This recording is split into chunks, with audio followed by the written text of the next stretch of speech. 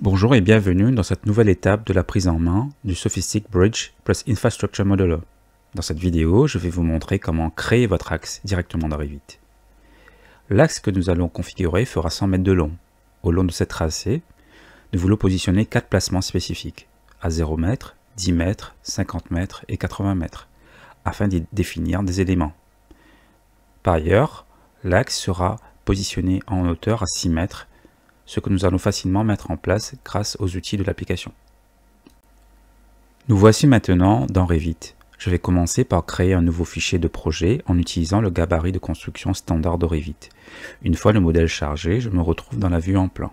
Je clique alors sur la petite icône maison pour ouvrir la vue en plan 3D. J'ajuste aussi l'interface en déplaçant mes propriétés et mon explorateur de projet sur le côté droit pour plus de confort. Revit affiche déjà des niveaux, mais ne vous inquiétez pas, nous n'aurons pas à les modifier pour travailler avec le Bridge plus Infrastructure Modeler. Pour démarrer, je me rends dans l'onglet Sophistic Bridge plus Infrastructure Modeler. L'interface suit la logique typique de Sophistic. On progresse de gauche à droite dans le flux de travail. D'abord en créant l'axe, puis la superstructure, la structure et enfin les plans d'exécution.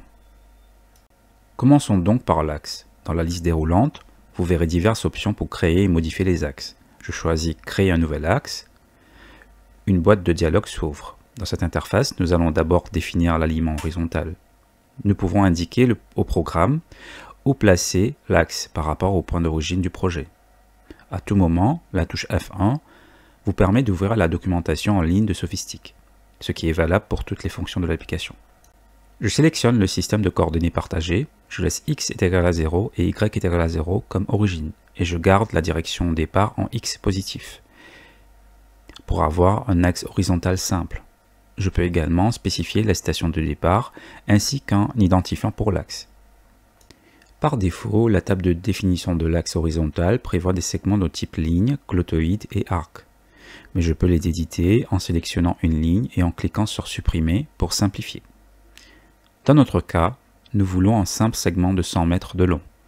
Notez que parce que nous avons utilisé le gabarit de construction, les longueurs sont initialement exprimées en millimètres. Je remplace donc ce nombre par 100 000 mm. En validant par OK, nous voyons immédiatement apparaître l'axe en 3D dans Revit.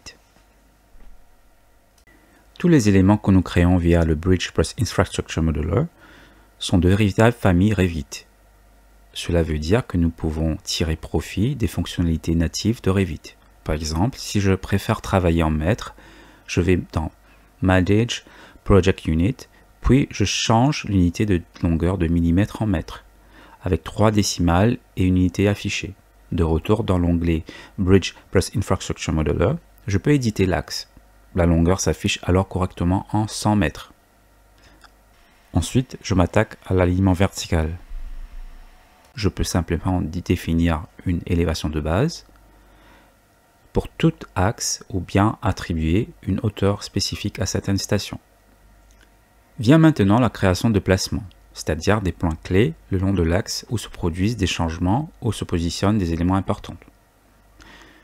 Nous avons besoin de 4 placements aux stations 0, 10, 50 et 80 mètres. Je les crée et je peux les attribuer un type qui reste purement informatique dans ce contexte. Je valide par OK et mon axe, y compris ses placements, est mis à jour. En vue de côté, nous voyons clairement l'axe situé à 6 mètres de hauteur comme voulu.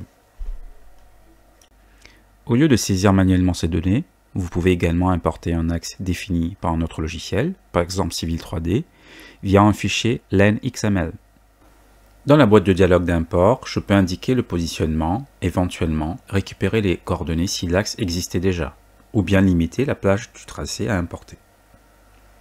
Une fois validé, un nouvel axe apparaît, de nouveau positionné à 6 mètres de hauteur et le long de 100 mètres. La seule différence notable par rapport à l'axe défini à la main est l'absence de placement, que je peux ajouter de la même manière. Je valide et j'obtiens un axe identique au précédent, mais entièrement issu de la géométrie externe len.xml. Pour conclure, je décide de supprimer l'axe. Dans Revit, vous pouvez simplement sélectionner et supprimer l'élément, puisque nous manipulons des familles natives. Voilà qui clôt cette vidéo. Dans la prochaine, je vous expliquerai comment créer votre superstructure. À très bientôt.